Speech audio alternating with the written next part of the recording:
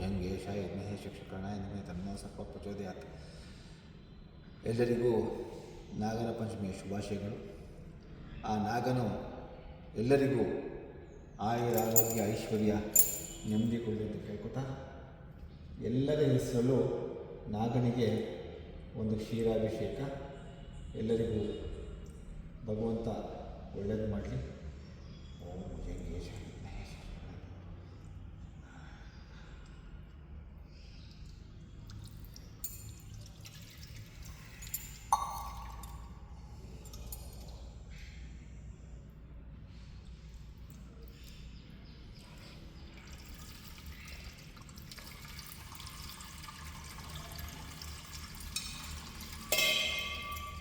ಭಗವಂತನು ಎಲ್ಲರಿಗೂ ಆರೋಗ್ಯ ನೆಮ್ಮದಿ ಕೊಟ್ಟು ಕಾಪಾಡಲಿ ಅಂತ ಹೇಳ್ತಾ, ಮತ್ತೊಮ್ಮೆ ನಾಗರ ಪಂಚಮಿಯ ಶುಭಾಶಯಗಳು.